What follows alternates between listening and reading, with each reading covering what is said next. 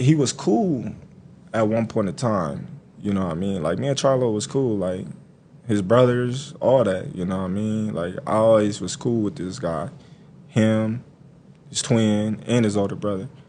But, like, for some odd reason, once I moved up in weight and, you know what I mean, started calling out Spence and, you know what I mean, that's his stablemate, he jumped in it. Like, dude, you know what I mean? Mind your business. Stay on the sideline. You can be like, man, Spence my guy, you know what I mean? But I'm cool with Bud, you know what I mean? I'm going to let them handle that as men. You know what I mean? Don't be, Spence going to knock you out. Oh, you know, man, we smoking Bud over here. Like, doing all that girl stuff, man. We don't do that shit. Like, just like Broner. You know what I mean? Broner, you know what I mean? He kept it G. I got to respect him. Like, you know what I mean? I'm cool with you, but I'm more cooler with Spence. And, you know what I mean? I believe Spence going to beat you. Like, he told me that to my face. Yeah. But he not going on, you know what I mean, social media. He not fuck Terence Crawford. Man, Terence Crawford. Man, Errol going to knock him out and doing all that other extra stuff. And then, you know what I mean? So he got to see you. Yes. So he got to see you. Yes. These are the words of Terence Bud Crawford referring to fellow undisputed Jermell Charlo. He says Jermell Charlo got to see him and explains the fallout between the two. What up, Fight World? It's your boy Ego, and I'm back with some more boxing. Best in the business. Y'all know what it is. Gillie and Wall-O had Terence Crawford as a special guest on their podcast, and that's $1 million worth of game for it in its entirety. Make sure you check that out. Very stand-up work.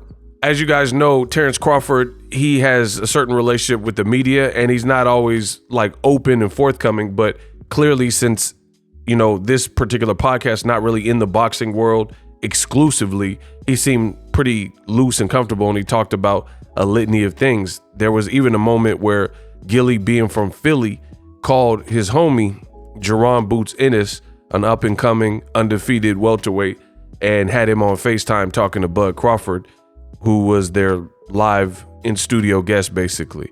And I made a separate video about that. It's up to you to subscribe to the channel so you don't miss a thing. Terence Crawford and Jermell Charlo, I never really understood what went on with them, but you heard it from the horse's mouth. Terence Crawford explains the fallout in their relationship. He says at a point in time, he was real cool with both Charlo brothers, Jermell and Jermall. I don't know, he didn't really specify in terms of the time. Maybe this was when he was at 140 pounds. But he says as time went on, after he moved up to welterweight and he was calling out Errol Spence, who is Jermell Charlo's friend and stablemate, that's when the relationship began to sour. And he said he reared his nose in Spence Crawford business, and that's just where it went, and it went left. Jermell Charlo has made mention of Crawford, basically saying he's too little and he need to worry about Spence. He got Spence problems. Don't even mention him around me because this is some different stuff, and I'm at 54, which to me it makes sense. I mean, I think at the end of the day, we need to see what happens in the Crawford-Spence fight, Spence-Crawford fight, before anything. Because to take shots at the king of the 154-pound division is cool and is great for ratings and views and fans like it. But at the end of the day, we got to see you try to become undisputed in your own current weight class, which is 147 pounds. And make sure you guys come in, subscribe, hit the bell notification so you don't miss a thing. I'm coming with the boxing news and the heat. But to continue touching on it, Terence Crawford, he has already been undisputed at 140 pounds. He's one fight away, which is actually now a scheduled fight with Errol Spence. One fight away from becoming undisputed if he can beat, and I'm not saying this is a fight prediction, but that's the reality. If he beats Errol Spence, then he will become undisputed, two-time undisputed. That in and of itself, I don't know if that's ever been done. I can't, I'm not Burt Sugar or Emmanuel Stewart. I know what I know. I can't think of anybody who is a two-peat undisputed in the 4-belt era. I don't think that's a thing.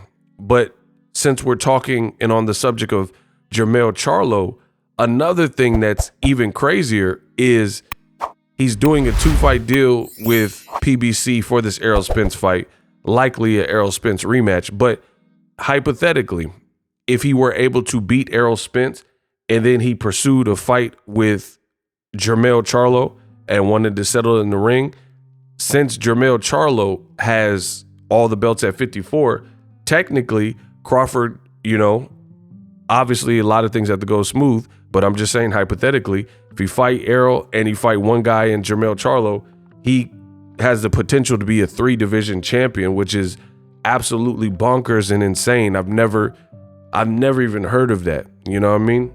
But that's a tall order because many people are picking Crawford, but many people are picking Errol Spence to defeat Crawford as well. And we got to see what happens. So I personally, my speed, my taste, I don't like to look too much past the current order of business because I think it's stupid. You start doing too much and looking past your next scheduled fight, that's when accidents happen and stuff like that. So I'll end the conversation here. Charlo is on, I guess, Crawford's mind and menu after the Errol Spence fight. It would be a great fight, I'll put it that way. And it would be a historic fight because, again, Crawford has an opportunity, should he get past Errol Spence, to be a 2 and then a 3 if he fights Charlo and beats him, time undisputed fighter. And I'm not positive about the 2-time undisputed. I don't think anyone has done it, but I know for sure there's no one that's been an undisputed champion in 3 separate divisions. That's just insane. But drop your thoughts in the comment section. Let me know what you guys think. Shout out to Gillie and Wall-O, $1 million worth of game. Check out their podcast. Subscribe to my channel for more in the sport of boxing. Best in the business, and I'm out. Introducing Super Thanks. Right here on the official Boxingego YouTube. Super Thanks allows you, the viewers, to show a little bit of extra gratitude, which enables me as a full-time content creator to push out the content you need in the world of boxing. Underneath all the videos, you will see a heart with the $sign in it. You can enter any amount that you find suitable as a super thanks. A brand new interactive and colorful way to get your comments highlighted and noticed by not only myself, but other people on the YouTube platform. Super thanks, a unique and cool way to show and applaud us full-time content creators. Hopefully you guys enjoy the content. Super thanks. The future is now.